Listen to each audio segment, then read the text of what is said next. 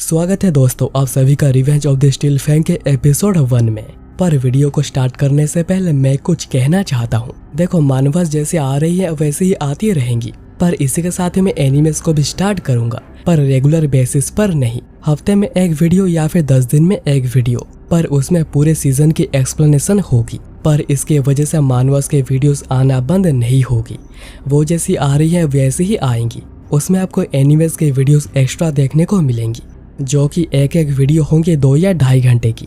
और मैं चैनल पर एक साथ ही एनिमेस और मानवा को कंटिन्यू करना चाहता हूँ, क्योंकि देखो अगर चैनल की कोई ग्रोथ नहीं होगी तो ऐसे वीडियोस बनाने का भी कोई फायदा नहीं होगा। और मुझे लगता है कि ऐसा करने से चैनल की ग्रोथ अच्छे से हो सकती है। तो यार मैं तो बस इतना ही चाहूंगा कि तुम लोग इसमें बस मुझे सपोर्ट करो, और तुम लोगों को इसको लेकर क्या कहना है वो भी जरूर कॉमेंट में बताना।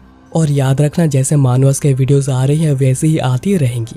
और आज शायद आपको एनिमे की एक वीडियो देखने को मिल सकती है जिसका पूरा सीजन बस एक ही वीडियो में है, तो आप इसे पूरा बिंज वॉच कर सकते हैं। तो चलो अभी वीडियो को स्टार्ट करते हैं।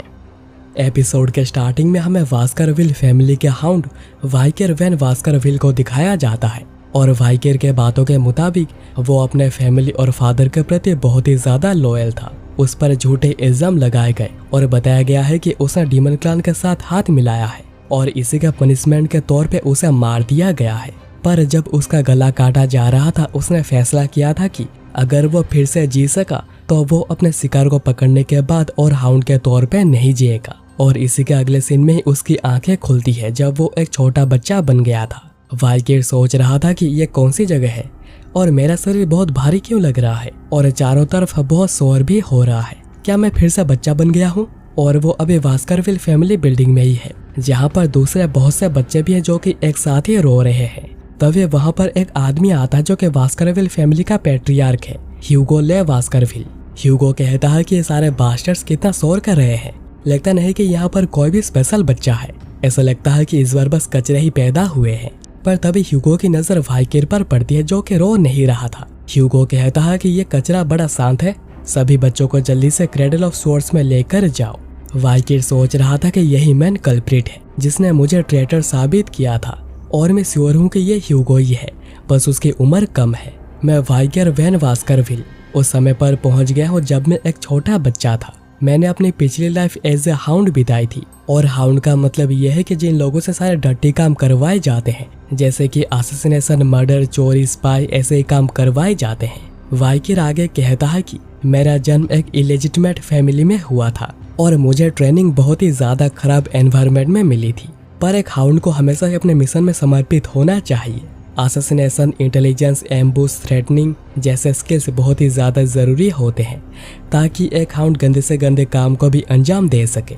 और ये सब कुछ किया जाता है वास्करविल फैमिली को 7 फैमिली में बेस्ट बनाने के लिए। और मैं हमेशा ही लॉयल रहा, और इसका बस एक ही रीजन था, मैं बस फैमिली और ह्यूगो से रिकॉग्निशन चाहता था। डीमनिक रियल्म के ओपन होने के 10 साल बाद जो फाइट डीमन और इंसानों के बीच में चल रही थी उसमें आखिरकार जाकर जीत हुई इंसानों की। और एक लॉयल हाउंड जिसने अपना सब कुछ देकर फैमिली को सर्व किया था उसे रिवॉर्ड के तौर पे मार दिया गया।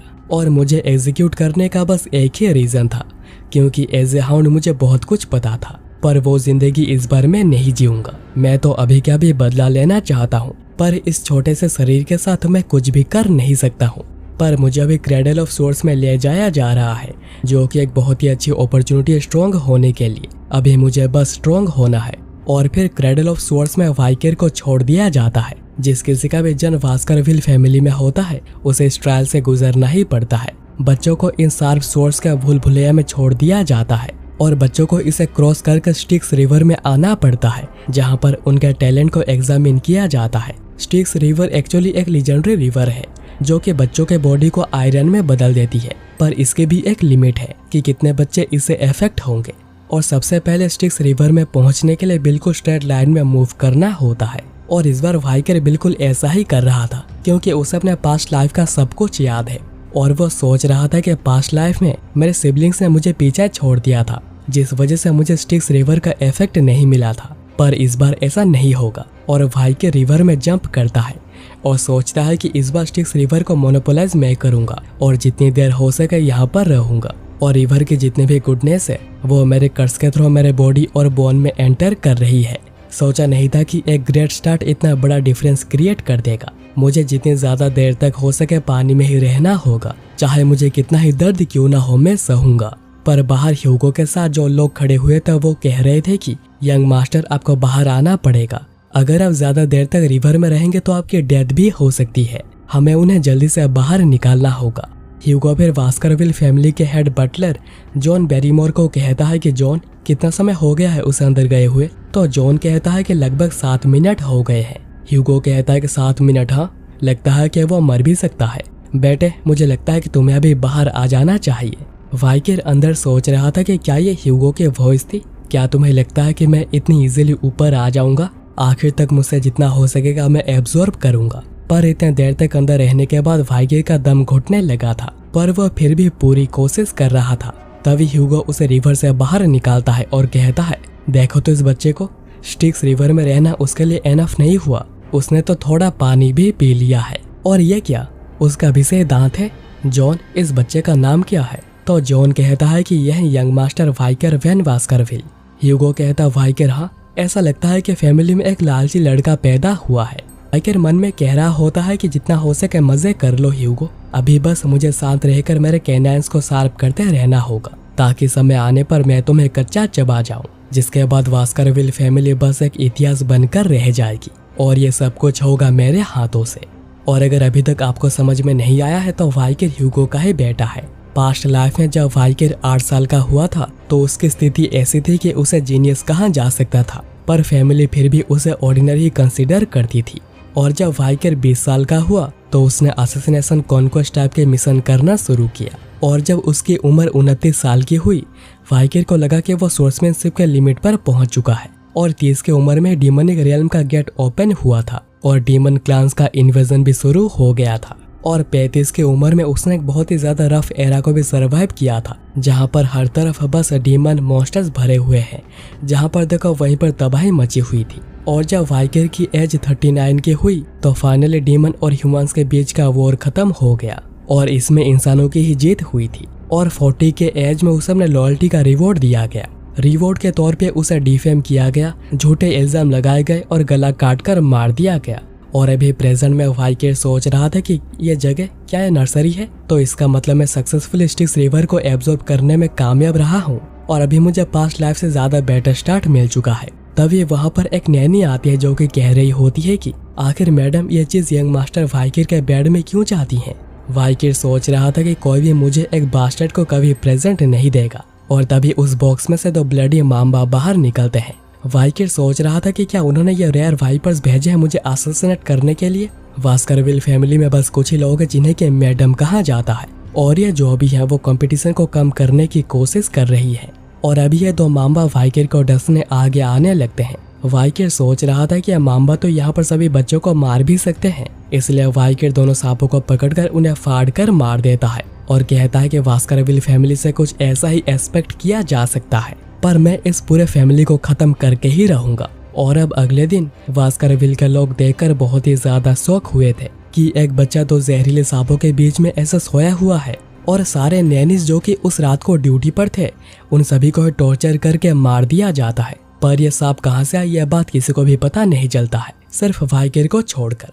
और अभी 8 साल बाद क्लास में टीचर कहते हैं कि यंग मास्टर्स आज हम सोर्समैनशिप के लेवल के बारे में पढ़ेंगे। अगर तुम माना को सोर्ड के साथ एम नहीं कर सकते तो तुम एक सोर्ड बिगिनर हो, और तुम जिस लेवल पर माना को ब्लेड के साथ थोड़ा बहुत इन्फ्यूज कर पाते हो वो लेवल है सोर्ड एक्सपर्ट की। और जब ब्लेड माना को एमिट करने लग जाता है एक लिक्विड ओरा की तरह तो इस लेवल को सोर्ड ग्रेजुएटर कहा जाता है। और लास्ट में जब माना पूरा सॉलिड होता है पर अपने फॉर्म को बड़े फ्रीली चेंज कर सकता है तो इस लेवल को सोर्ड मास्टर कहा जाता है। और ये सुनकर सभी लोग बहुत ही ज्यादा हैरान हुए थे। वाइकर सोच रहा था तो ह्यूगो अभी से सोर्ड मास्टर के लेवल पर है, मुझे जल्दी से उस पावर के लेवल तक पहुंचना होगा जो लेवल मेरे पास्ट लाइफ की थी, और वो भी कमिंग ऑफ एज सेरेमनी से पहले। टीचर सोच रहे होते हैं कि यंग मास्टर वाइकर फिर से अपने ख्यालों में खो गए। वाइकर के पास एक स्ट्रॉन्ग फिजिक है। स्टिक्स रिवर में 7 मिनट तक रहने के बाद उन्हें बस हमें एक चीज सिखानी पड़ती है और वो खुद ही 100 चीजों को सीख जाते हैं। पैट्रियार्क जरूर उसके प्रोग्रेशन को देखकर खुश हुए होंगे। वाइकर यहाँ पर सोच रहा होता है कि मुझे कितने साल लगेंगे ह्यूगो को मारने के लिए। फिर क्लास के बाद 3 बच्चे वाइकर को घेर लेते हैं और कहते हैं कि तो गार्बेज वाइकर, हमने तुम्हारे बारे में कुछ अजीब र्यूमर सुनी है कि तुम स्टिक्स रिवर में 7 मिनट तक थे और तुम जब छोटे थे तुमने तो सांपों को भी मारा था। वाइकर मन में कह रहा था कि मैं तुम लोगों को बहुत ही अच्छे से जानता हूँ। तुम लोग वही हो जिन्होंने कि मुझे स्टेप किया था जब मैं भाग रहा था मुझ पर झूठे इल्जाम लगाने के बाद। और इन तीनों को ह्यूगो का ट्राइडेंट भी कहा जाता था। इनका नाम है हाईबोरो, मिडिलबोरो और लोबोरो। इनमें से बस हाईबोरो ही बात करता है और बाकी 2 बस हाँ भी बढ़ते हैं और अभी इनकी उम्र 9 साल की है।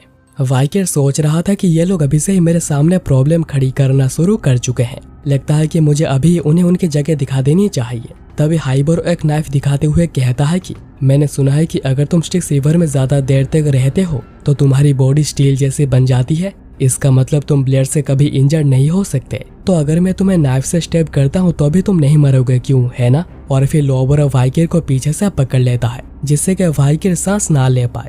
लोबोरो कहता है तुम स्टिक्स रिवर में 7 मिनट तक थे ना, अगर तुम यहाँ पर 3 मिनट तक भी रह जाते हो तो मैं अपना हाथ चबा जाऊंगा। वाइकर सोच रहा होता है कि लगता है कि ये सच है, ये बच्चे बहुत ही ज्यादा क्रूएल है, चलो इनका साथ थोड़ी मस्ती की जाए। हाईबोरो और मिडिलबोरो कह रहे होते हैं कि हो ही नहीं सकता है कि ऐसा कोई एग्जिस्ट करता हो। पर इसके 3 मिनट के बाद भी वाइकर पूरा शांत खड़ा हुआ था, जो देख वो बिल्कुल भी बिलीव नहीं कर पा रहे थे और वो डर के मारे लोबोरो को उसे छोड़ देने को कहते हैं। पर अभी तक वाइकर उसका हाथ चबा चुका था। हाईबोरो कहता है कि ये क्या तुमने? वाइकर कहता है कि मैंने क्या तुमने नहीं कहा था तुम अपना हाथ काट जाओगे? हाईबोरो एंड मिडिलबोरो कहते हैं कि क्या तुम्हें लगता है कि हम लोग इससे डर जाएंगे? हम लोग नहीं डरते हैं तुमसे। पर लोबोरो वहीं पर रोते हुए कह रहा होता है कि उसने मेरी उंगली काट ली। तो हाईबोरो कहता है कि चिंता मत करो, हम प्रीस्ट के पास जाकर इसे जोड़ने को कहेंगे। तो वाइकर कहता है कि आखिर तुम लोगों को यहाँ से जाने कौन दे रहा है? तो हाईबोरो गुस्से में हमला करते हुए कहता है कि क्या कहा? क्या तुम भूल गए हो कि हम लोग तुमसे 1 साल बड़े हैं? और हाईबोरो जब नाइफ से स्टेप करता है नाइफ अंदर ही नहीं जाती, जो देख हाईबोरो पूरा डर गया था। वाइकर कहता है कि लगता है कि तुम लोग भूल गए हो कि हम लोग वास्करविल हैं। यहाँ पर पावर और टैलेंट हमेशा ही एज के ऊपर रहती है। चलो हम लोग यहाँ पर आखिर तक खेलते हैं। और वो हाईबोरो का हाथ मरोड़ने लगता है और ये एपिसोड यहीं पर खत्म हो जाती है।